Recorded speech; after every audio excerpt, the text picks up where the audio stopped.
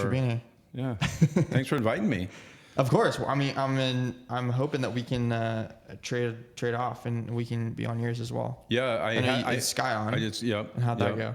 It was good. Yeah, you and Sky, I think, are doing amazing things, and I told you this a while ago. I think it's a great partnership, and you guys have brought this new element to the ecosystem that I think is needed. You know, Tom obviously has filled a really important role for many years, but there's this, what you and Sky and your team are bringing is just new kind of excitement, new way of looking at things, and you're both pretty open to ideas.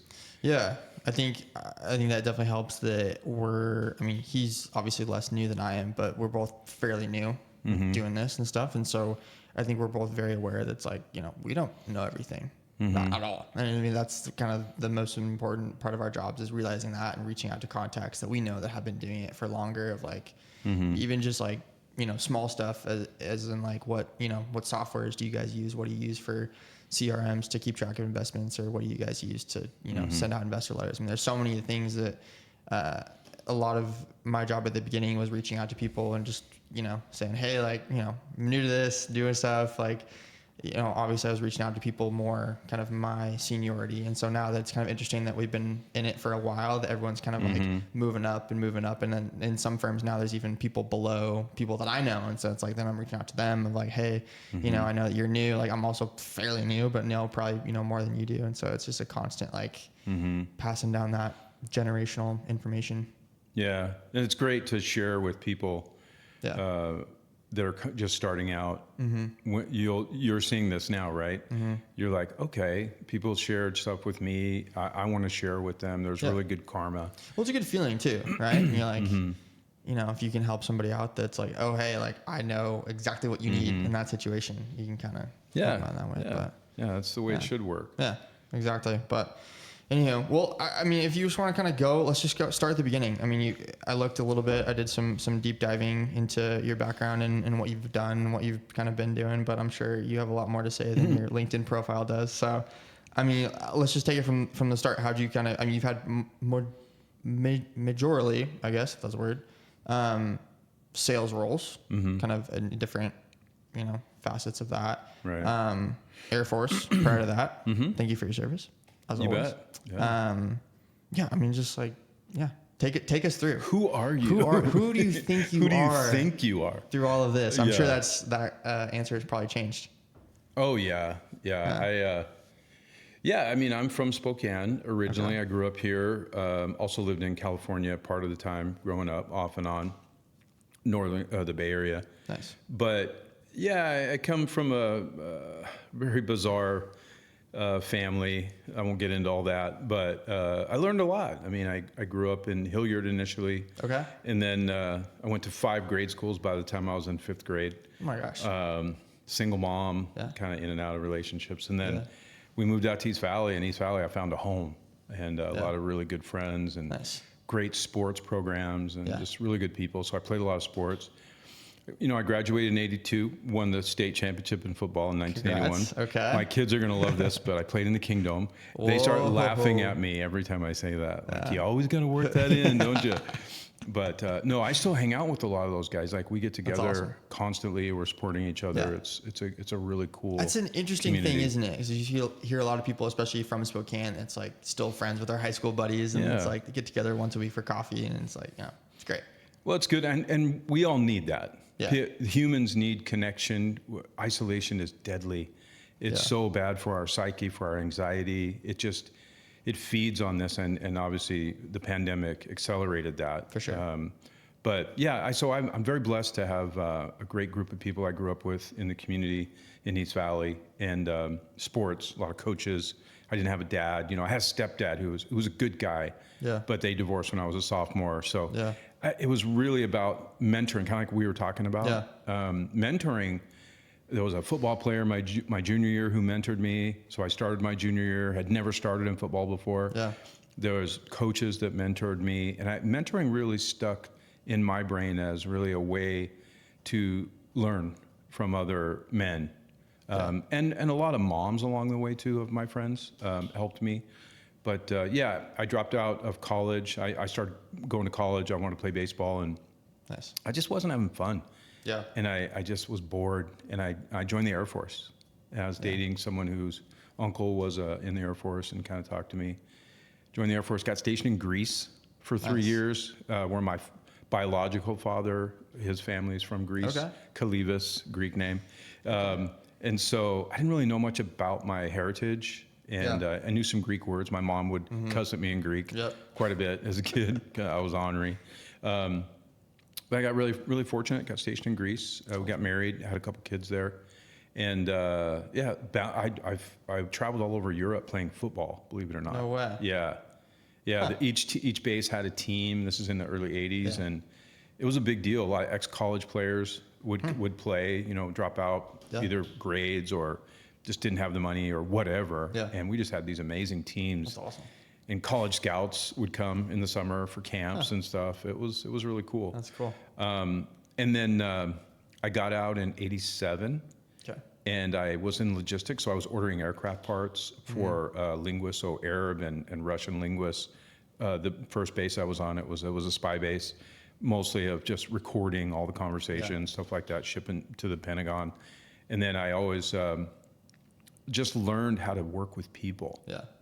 And I learned the importance of supply chain and relationships. Yeah. And I did have some one mentor in particular in Greece. He was a Greek American like me, and he went on to be an executive at Cabela's. Oh, and he was in the core C team when they went public. Okay. And he now lives in Crete half the year, in Florida the other half the year. And he's like, come to Greece, man. You got to move to Greece when you retire. He's a great guy, really smart. Yeah. But anyway, I had a really good time. And then we moved back to Spokane, and I became a buyer's assistant for Deaconess Medical Center, part of Empire Health Services. Yeah. And I made $6 an hour, married and 2 kids. Yep. And then I went to night school. So I could I got a Pell Grant, I worked my butt off. Yeah. And I went to the IT department and I said, I love technology. I would love to be your buyer specific to technology. And they took me under their wing and they mentored me.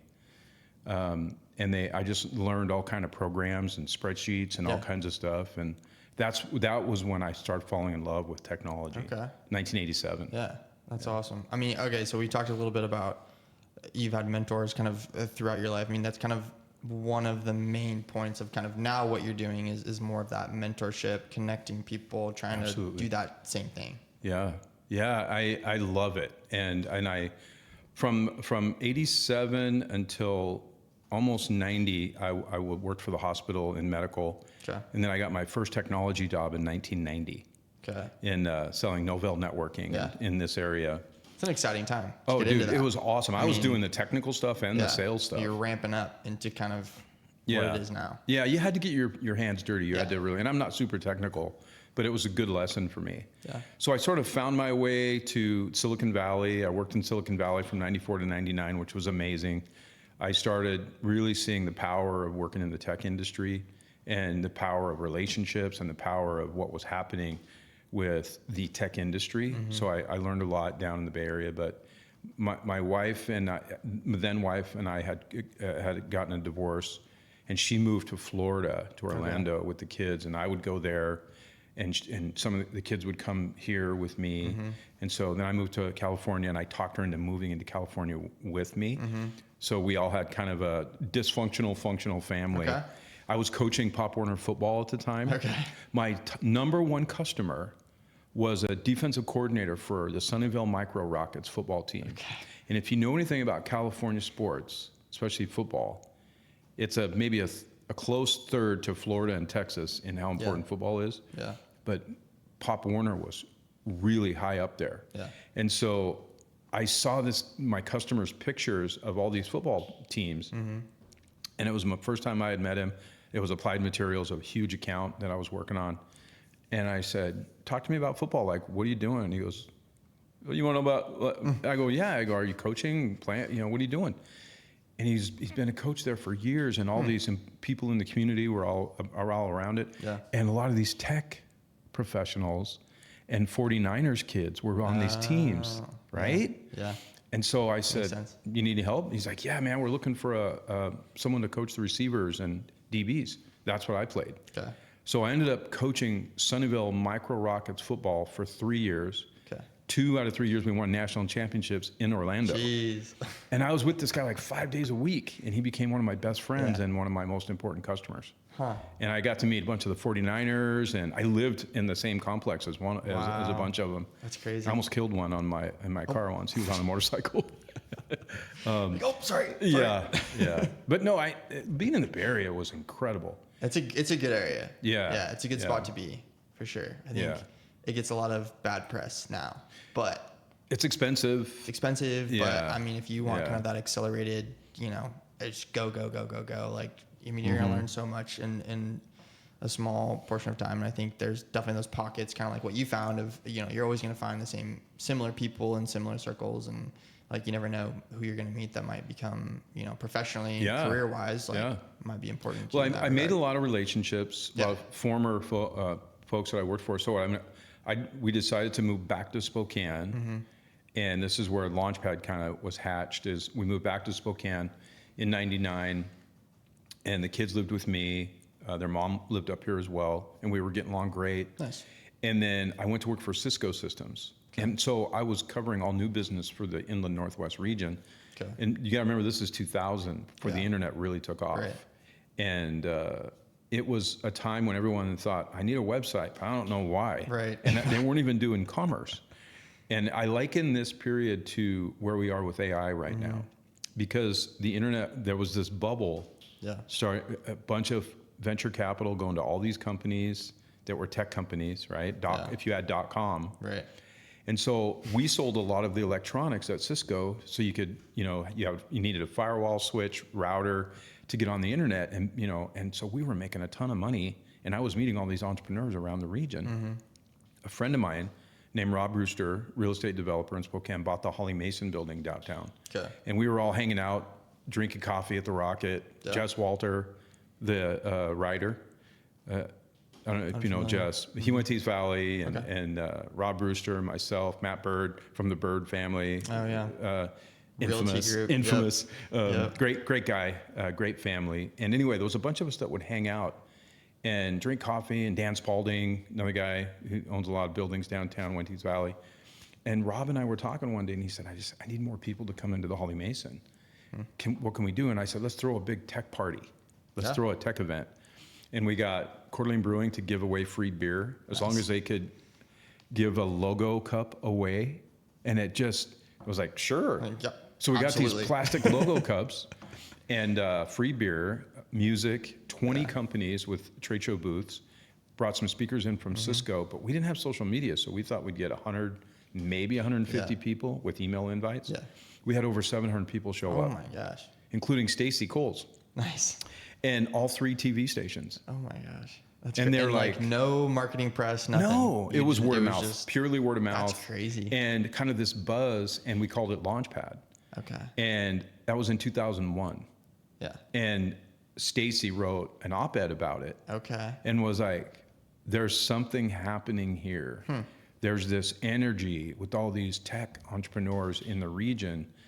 And it was exciting and fun. And it was like this cool, fun buzz going on.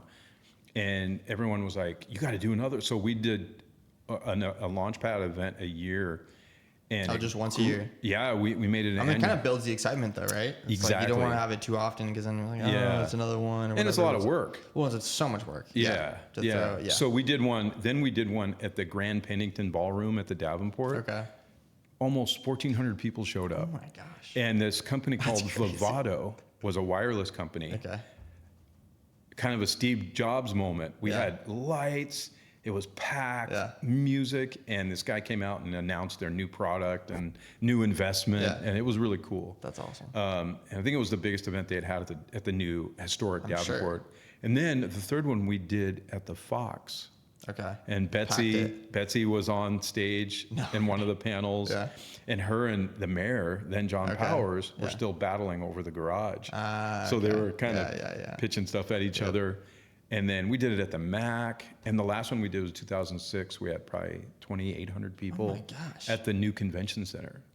That's insane. Yeah. And then, I mean, at that point, were you still doing it word of mouth? I mean, by that point, there was still no social media. There was nothing like that. No, we didn't really have social media, but we had a following and we had an email list. People knew. And I left Cisco and I helped start a tech innovation kind of organization called InTech, which was publicly funded. Avista was really rallying around to try to help find talent, workforce talent in biotech and tech. Yeah. And so that organization, we came up with this strategy called Developing an Innovation Economy for Spokane and the Northwest, and it rubbed some people the wrong way. It was like, that's not your job. And we have different organizations like CERDI and a few others. Sure. So I think we probably were out of our lane and could have handled it better and through more collaboration. Yeah. That was definitely, I was a 30-something, thought I knew everything, I'm pretty brash. Yeah. And man, there was a lot of people working really hard, in all these different organizations. And so I learned a valuable lesson from that. But that was still a really good report that we're looking at today that has a lot of really good ideas. Yeah. So I did that until 2006. Okay. And then I went back to the private sector and worked for another Silicon Valley company, but lived up here. Okay. What was the thinking behind that, switching back to the private sector versus staying and trying to build the LaunchPad V1? InTech was eventually, it only lasted about 3 years, and we just veered too far off our core. We really knew that we probably needed more entrepreneur help and mentoring. So some community leaders came to me and said, a couple people on the board from Avista, John Stone from Riverstone Development, all that, or from Riverstone, and other people who were in the community said, we do need something different though. We need access to capital. We need access to mentoring. So we hired UC San Diego, University of California, San Diego, Connect program. Great campus. Yeah, great campus and a great program, the Connect program. Yeah. So I flew Kate McCaslin, the county commissioner, Scott Morris, the CEO of Avista, Tom Fritz, CEO of INHS, Rich Hadley, GSI, and Patrick Tam, who was the head of CERDI. We all flew to San Diego and met with the head of sociology department at UC San Diego, who ran the Connect program. Okay. And we hired them to teach us how to create a Connect program for our region. For Spokane. And so we got the money, and I raised $1.5 million over 3 years through the county and through the private sector. And I staffed it up, and I ran that for 3 years, from 2003 to 2006. That's where the Springboard program came from. Okay. Yeah, and this idea of building a network of people who could be mentors. Yeah. The concept was amazing, and it helped San Diego become what it is today. Yeah. It was like you could put a ton of money in a community, and so much venture capital, as you know, flowed over the last 10, 15 years into companies that still failed. Yeah. And the concept is you definitely need early stage startup capital, but without mentoring, you're gonna struggle, because as we know, 7 out of 10 companies fail the first 5 years. That flips to close to 70% succeed if you get hands-on mentoring and talent infused to the company. Yeah. You really struggle when you don't have access to people who have run businesses before. So the Springboard program does that. That's exactly what it focuses on. So I learned how to build that, and we ran that here successfully for 3 years. I did. And then I moved on. Tom Simpson came in and worked with Connect and some other people. Yeah. But Connect and the next iteration of LaunchPad, which was a professional networking organization, I ran until 2012. From 2008 to 2012. Both of those organizations were merged into GSI, and they became Startup Spokane. Gotcha. Okay. Yeah. Oh, makes sense. Wow. Yeah, That's crazy Connect when it's all just like... And LaunchPad became part of Startup Spokane. Okay. And then I went to work for Google. And I was, before that, I was with the Rubin Networks for 7 years. Okay. I was the regional manager for 3 states. And then around 2020, January timeframe, I was getting this call from a Google recruiter, Google Cloud, and I turned it down. And then it's a bold move. Then the pandemic hit. Well, the Aruba job was great. I mean, it was working out really well for about 7 years. Yeah. But when the pandemic hit, I called a couple of friends who were deep into the cloud business, and they said, "You got to jump at this. They're pouring a ton of money into people and the infrastructure." and Google is all in. Yeah. And they're hiring people that know the communities. Yeah. And so I got the job. Nice. It was a rigorous process, Oh, but I bet. yeah, it was crazy. Yeah, I mean, we were just in Seattle for Tech Week and got to go tour the Google campus in Seattle With my buddy Subhadeep. Subhadeep. Yeah. Yep. Shout out to Sub. Yeah. And it was so funny as we got there, and it's like, you know, right on South Lake Union. Isn't that great? Beautiful location. That's where I worked out of. Building is crazy. I was going to ask if you work, because I knew you were remote, but I didn't know if you worked. Well, you had to be there. So during the pandemic for a year, I couldn't go anywhere. Right. But then when they opened it up, I would have to be there at least once or twice a month. Okay. So I would go for a couple of days, and that was my main office, the South Lake Union. Yep. But there are incredible campuses over in Kirkland too. Oh. So there's one Kirkland Urban, it's right in downtown Kirkland, and then there's a sprawling campus in Kirkland. Jeez. They closed the other Seattle office and they merged out into South Lake Union, but right on the water. It was beautiful. Yeah. It was crazy. It was just like the most efficiently ran building I've ever been into. Oh, yeah. It was like just the way everything flowed into this room to this room to this room. So we went there for lunch. Did you get a tour? We didn't get a full tour, but we saw a little bit. We went and got lunch at the cafeteria, and then good food, right? Great food. Oh my gosh. I was like, this is fantastic. We were joking. Every it's meal, like, every day. Meal. Yeah. They don't want you to leave. Well, I mean, I wouldn't leave. I'd be like, my groceries are paid for. Like, when I first joined Google and I'd go to these offices, I thought, is this all real? Like, I'm okay to do this. So there's a nap room, there's a massage room, there's a salon, there's a maker's room where you can go and play with stuff. There's a band room, every musical instrument. Yeah. There's private rooms. There's tons of conference rooms. Yeah. So like rooms like this right here. Yeah. All over the place. So you book them online, and that's what everybody did. Is you just bounce around from conference room to conference room. You meet with people while you're there, and then there's game rooms, ping pong, but there's pretty much everything you can think of. Yeah, everything is there. Yeah. Everything you would need, and that's the concept, right? That's crazy. Perfect, beautiful real estate. Right. All the amenities you need. Right. And the beauty of what Google did for me is I had always wanted to work for Google. It was just one of those things, in the back of your mind, you're like, I'd love to work for Google. Yeah. And they're just amazing people. Yeah. And they want to get the most out of you by you getting the most out of your experience. So it was really interesting. My boss came to Spokane a couple times and he was like, man, this is not the same as Seattle or Portland. like it's not a tech hub. He goes, why don't you bring that LaunchPad thing back as your 20% passion project? Yeah. Because they do that. Exactly. As well. Yeah, they're smart in that. Think about it. If you have people that are super intelligent and they have a bit of an entrepreneurial bug, you're probably going to lose them. Yeah. So why not give them enough time to work on their passion project and stay at Google? And you may lose them. You were going to lose them anyway. Right. But then a lot of those technologies and ideas were brought into Google. Yeah.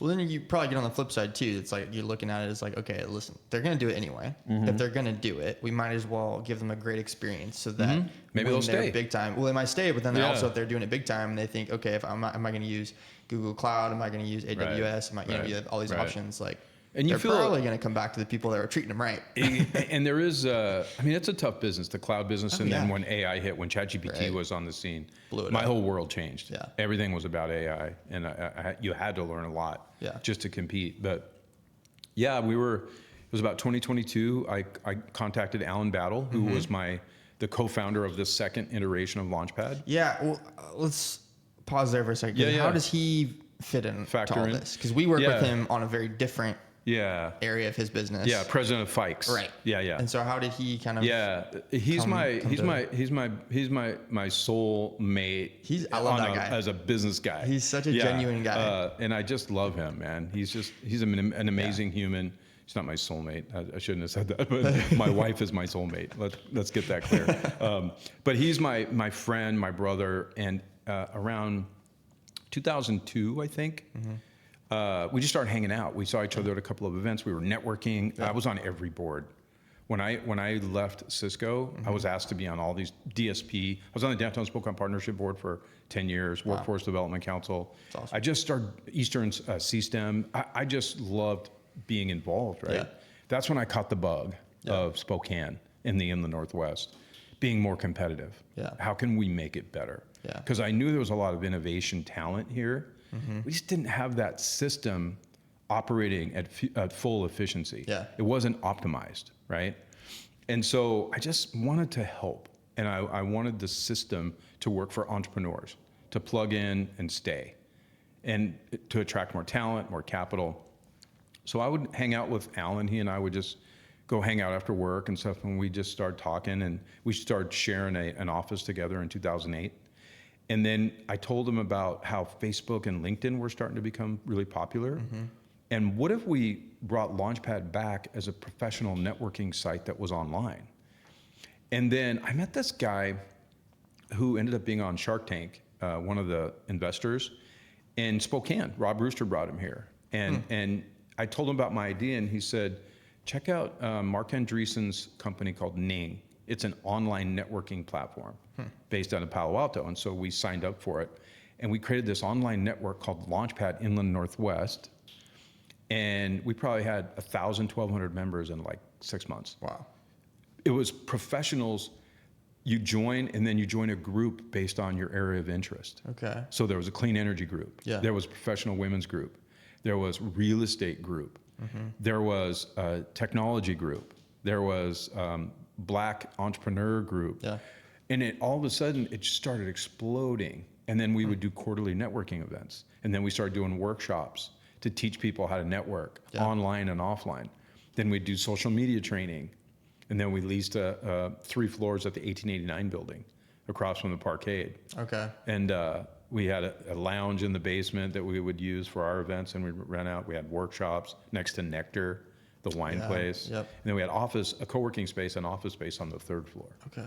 So we were humming. We Yeah. did that for about 2 years, and everyone was making money but me. Ah. Like, That this isn't cool. This because is not what I had to wanted at cover the all. lease and everything. But I Yeah. thought, I'll get it going, and Right. we'll find a business model Yeah. that makes sense. And we were just, after 2 years, we were struggling because then the chamber, others started competing in different ways. Yeah. Other co-working spaces started Yeah. popping up, Yeah. office, and it became very challenging, Yeah. the business model. But we Yeah. had like 6,000-7,000 members. Dang. We had a paid membership program, but it just covered my employees' cost. Yeah. So yeah. So from a monetary standpoint, it wasn't great. Yeah. Yeah. And Alan was the co-founder of that. Okay. So he was the co-founder and one of the most amazing networkers and person that can build relationships. I really learned a lot from him. Yeah. And he became key to LaunchPad. Gotcha. Yeah. That's awesome. Okay. Yeah, I mean, I don't know what your thoughts are about this, but it kind of seems like Spokane has a nasty habit of like almost competing with itself on some level, kind of with a lot of things. And it's like, I think in some markets you can have that. Seattle, you can probably have that. Bigger markets, you can have that where there's room enough for all this and all that. And I still think that's true. You can have that here too. But when it's something like that, you're just trying to up and start it, and you're rolling and whatever, and then people are trying to come in and kind of get some of the same. It is definitely a thing. It was more obvious back then. Yeah. When we were in the 2000s, things are different. So there's new people involved with ideas and energy, like you and Sky. Yeah. And Kelly Thompson from New Venture Lab, and Michelle Armstrong, and there's just so many people that are now involved, and the leaders of most of these economic development groups are women. Yeah. And they bring a different sense of collaboration, Right.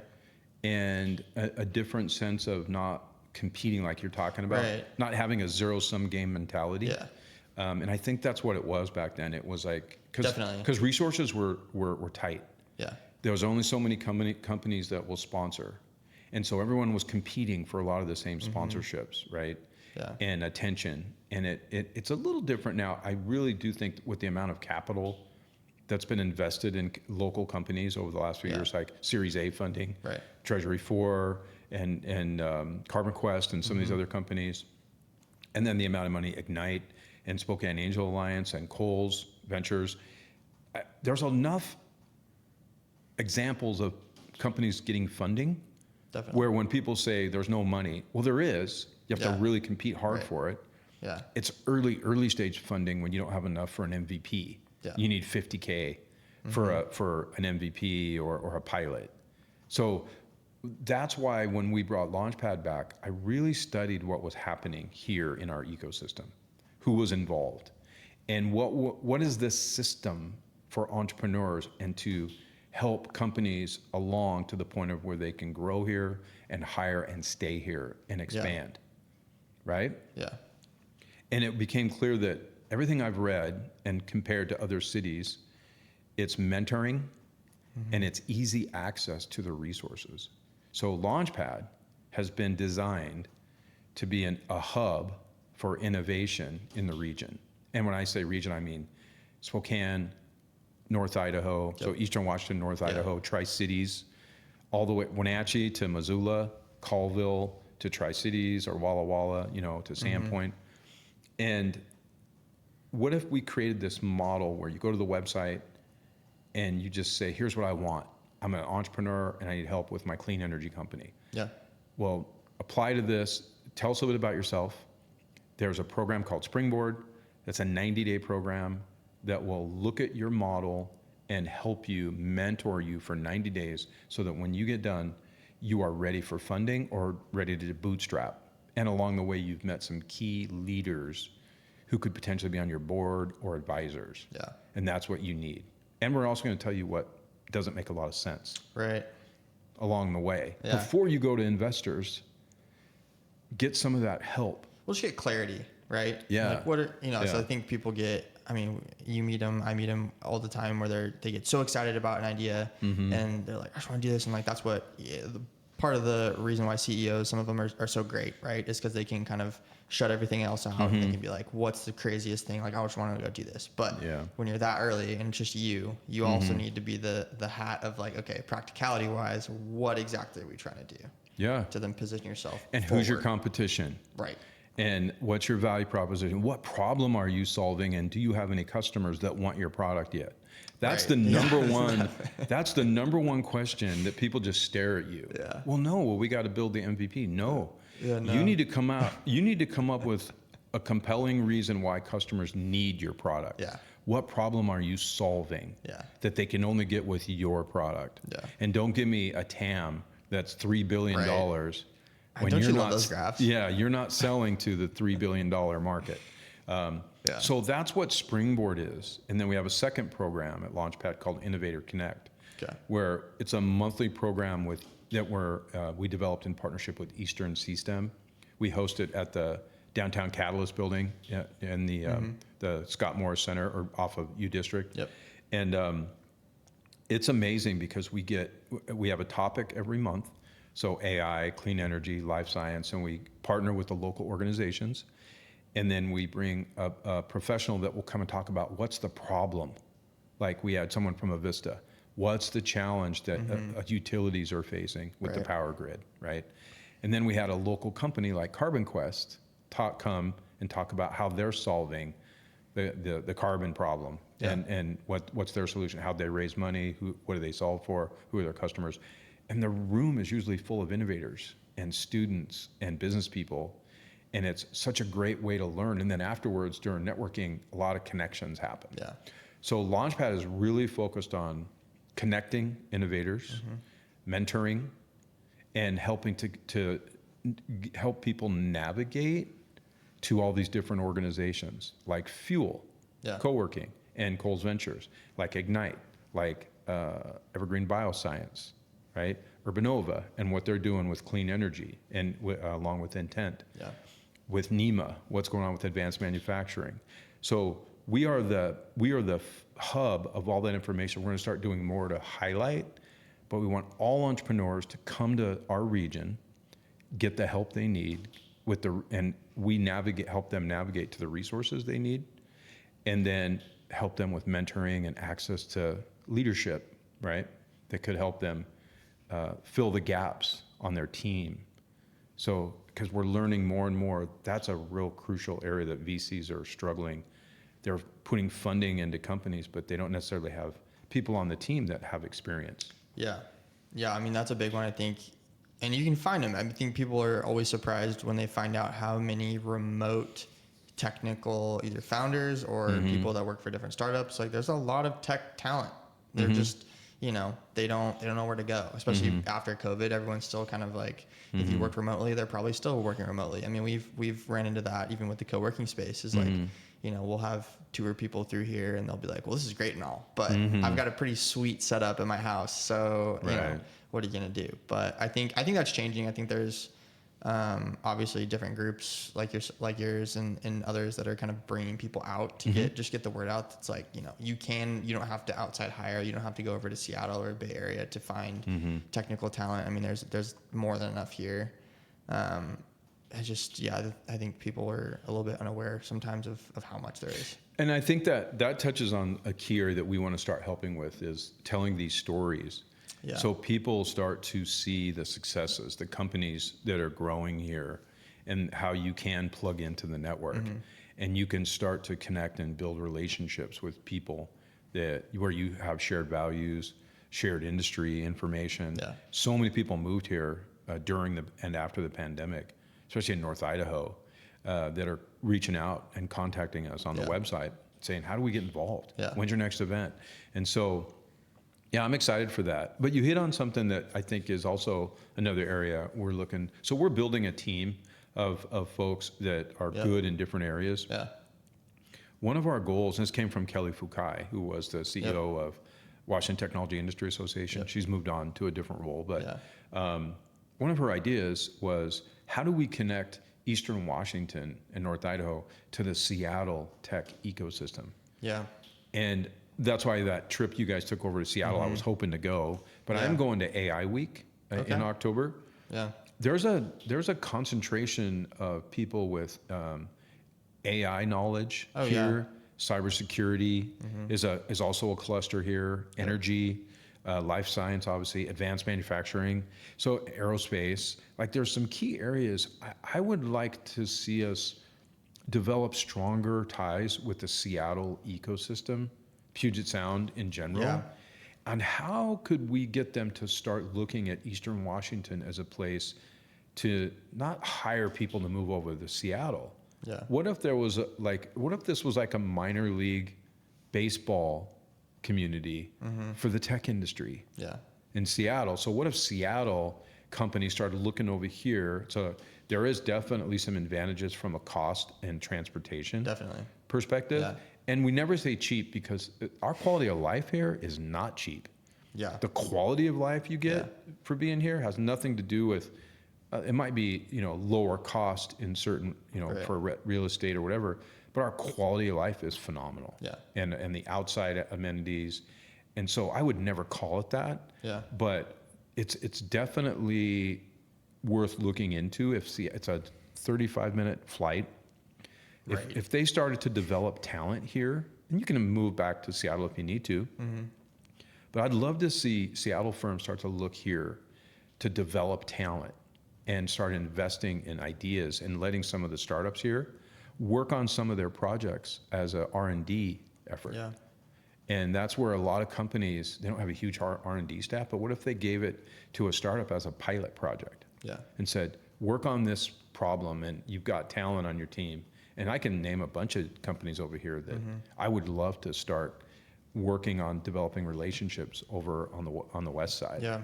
Why do you think that is? Why do you think that there's such a divide between, when people look at Washington State, they don't look at it as one state usually, especially people that live here. Right. They look at it as like the west side and then everything else. Yeah. Why is that? So there was a joke. I did a presentation for my QBR once with Google. And I pulled up this slide. It was in black and white. Because when you go to Seattle, whenever they talk, they say, hey, we're going over to the east side. And they are talking about Bellevue and Kirkland. Yeah, I misunderstood that so many times. They say it all the time. Yeah. And so I did a presentation where the first slide, then the next slide was, if you go over the Cascades, it's all barren desert with wagons. And so I did pictures of wagons and they just laughed. And I'm like, and then I started throwing up some statistics about what's happening over here and everybody was shocked. Yeah. The problem is, I think to answer your question, is we're not telling our story good enough. Yeah. And so you have GeekWire, who did that series that Tom Simpson and a few others, and I was interviewed several times by Todd Bishop. Great guy. Him and John, great guys. And they like doing stories about. We need our own way to tell stories. Yeah. We need our own voice. We need our own brand. It's different than the Seattle ecosystem and the massive successes, right? The two Bills, Bill Boeing and Bill Microsoft, that spawned a billion other, startups. Yeah. But we need our own conversations. There's an F5 over here that's the lead advanced or the lead hardware division. There's Itron doing some amazing things. There's Schweitzer Engineering down in Pullman doing amazing things. There's HotStart, which I don't know if you know this, is now getting into data center stuff that I worked with when I was at Google a little bit. Okay. There's all these hidden gems of stories that are starting to bubble up. Yeah. And the amount of money that has been invested. And so I think we have to figure out a way to start telling these stories in a way that are compelling. Like I said, that you could get some companies over on the west side to say, what if we invested some time over in the Spokane and Inland Northwest region to do some R&D and do some development and work with a few firms over there? I think we need to get their attention versus trying to steal companies to come over here, right? Yeah, that makes sense. I mean, I think, what you said, I think when most people try to compare it, Spokane to Seattle, the first thing I think of is cheap. It's cheaper to live over here. We hate that cost word. Of living, whatever. What do you think? I mean, if you're going to tell the story, that's definitely up there in terms of for companies of affordability. Affordability is definitely up there. Yeah. What else would you tell them to kind of bridge that gap? Yeah, quality of life. I mean, if you really think about it, there's a lot of people that work for Seattle area companies that don't live there. Yeah. And I know of several. Yeah. And it's tough because of the transportation, because of the cost of, the quality of life of sitting, in a car. I was in the Bay Area for 5 years. I remember it was awful. And but there is a density of jobs. There's a density of high tech and bioscience jobs there. So I do think you have to weigh that versus if you knew you and your spouse were moving to Spokane. Let's say one spouse is moving to Spokane for a job. Yeah. I used to hear this all the time.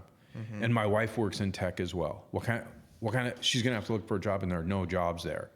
Or if you lose your job, I used to hear this from Silicon Valley people all the time about me. Yeah. Bill, if you lose your job with Aruba or Google, how are you gonna find another job? I'm like, there's other jobs here in tech. Yeah. That's what people don't realize. Yeah. And we just don't talk about that enough. That there is a density, it's a little spread out. Sure. But I think things have changed with the hybrid work model. Yeah. In that I don't know that we have to argue as much about the work from home versus an office thing. I think we could get people to live here, even though maybe they want to work for other companies, and then eventually find a job here, right? Yeah. But I think we have to do more business development services for the companies that are at 50 employees, 75 employees. And ARR needs to be up over 100 million. We need more companies that are, over 100 million ARR. Yeah. We need those companies to start to really grow. We're starting to see some break out a little bit. I think as a community, we could do more to tell those stories and start to help them start to get noticed and maybe create some partnerships with, if you think of look what Seattle's doing. They're competing to be the #1 AI hub on the planet. Yeah. And all you see is slides that say Washington State's AI business. And then you see, Washington State this or Washington State that. And none of the companies are from East Side, the real East Side over here. The real East Side. So we need to start doing more to show that we are an innovation hub in the Inland Northwest. Yeah. I think it's on us to start to tell the story and start to get the word out and start to show examples. And then you'll start to see more companies start to look here for business development opportunities, R&D opportunities, talent moving here, investment moving here. I just think it's a matter of getting the word out about what's really happening here. Yeah. Yeah. No, that totally makes sense. let's I want to talk about Springboard and well, not Springboard, well Springboard specifically, but then also the LaunchPad. Could you give me we talked about it a bit, but I mean, what's coming up? What next events are we doing? How do people get involved? Yeah. All that. Yeah. So the website is LaunchPadINW.com. The website is really built for people to look at what we're doing and then join, subscribe. But we're also asking people to go in and tell us a little bit about yourself. And that will tell us how we can help you. If you're an entrepreneur or a founder, tell us what you need and what industry you're interested in, then we can help you. But it's really, LaunchPad is the innovation hub in the region for information and access to resources. So we help local innovators, we help get you directed to the right organization or the right service. We also want to help industries grow here. So we're involved in clean energy, life science, AI, cybersecurity, advanced manufacturing. We're helping those different ecosystems to grow. And so we do 2 programs, Springboard, which is ongoing all the time.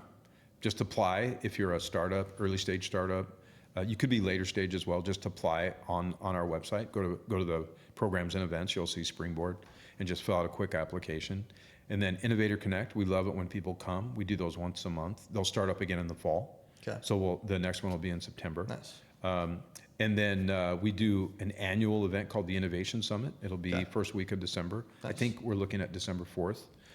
We're going to try and do the Innovation Summit this year similar to the old school LaunchPad events, where we'd have trade show booths. Yeah. And there's a bunch of AI and robotic companies here locally that we're going to feature. Nice. So we want to do more hands-on stuff. Yeah. Demonstrations. Demo days of what's really cool and kind of going on here before winter break, while the students are in town. And we want to showcase what's happening. And I'm working on a special guest that will be there, hopefully. Yeah, TBD.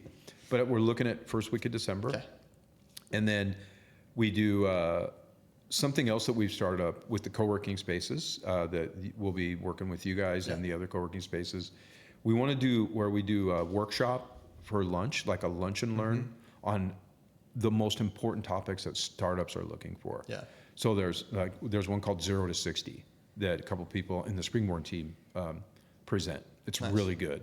And then there's going to be some on answering questions like how to build your cap table, so we're going to get local professionals to come in. So we'll do this once a month. We'll rotate to the different co-working spaces. So we want them to come for lunch, hang out for an hour, and learn a little bit about whatever the topic is, and then stick around the co-working space for a few hours and work from there for the afternoon, get to know people, check out the co-working space if you've never been there. And then around 4 o'clock, we'll have a happy hour, and we'll either do trivia or we'll do pitch contest for prizes, right? So that's what we're doing. We were doing full-on co-working days, like 8 to 5, but this half day with a workshop and kind of breaking it up that way. So we're going to be working on that over the next month, our fall schedule. So those are the main things we'll do. So we have two monthly events, and then the last thing we do an annual summer kickoff, which we did in June. So we're going to be busy. We got a great team.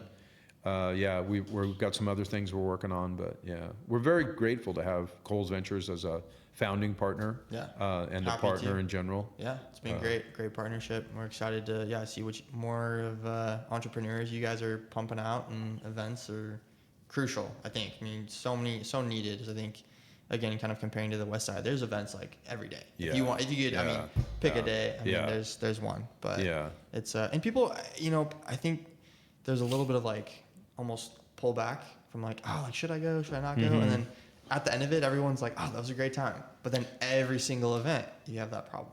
But I mean, you could be busy all week long going to events, but that's why we want to create a calendar that shows you kind of where the tech and life science and networking is for innovation. We want to be the hub for that. Definitely. And then when you need access to those groups, or you need help with XYZ, we want to help you navigate to get to those resources. And Springboard, by the way, we've helped over 40 companies in the last 2.5 years. Wow. Yeah, some of them, we're going to start more of a campaign to highlight some of those companies. So you'll see that as well. Awesome. That's cool. All right, man. That's all I got. Thanks for the invite. Thanks for I coming appreciate on. it. Yeah. Well, what's the podcast name? We got to pitch that too. Yeah, so it's the LaunchPad Innovators podcast. Okay. We got a new one dropping this week. Awesome. It's local innovators that have built companies so people can learn from their experiences. Probably some of the same guests you guys are talking to people. I love the one with Darby. Yeah. And then, yeah, I mean, we're trying to also give people a voice, but learn from their experiences. Yeah. So community leaders, people that are supportive of the innovation economy, and then also well-known and some not so well-known entrepreneurs. Dylan Avatar was interviewed. He's great. He's a good one. I just saw him today. Yeah. He's a cool guy. There's some really cool people that are starting, working on companies here, been here for a while. We can all learn, right? I'm gonna fade out of this at some point and let the young people like you kind of take over. But so I'm kind of looking to pull back a little bit and let someone kind of take over the day to day at some point soon. But I want to see this ecosystem grow and the brand of this region grow. Definitely. And start highlighting more of other people's successes, which is different than when I was in my 30s. Yeah. That's part of the problem. We need to tell other people's stories. Yeah. Not our own. All right. Let's leave it with that. All right. Perfect. Man. Appreciate it. Thank you.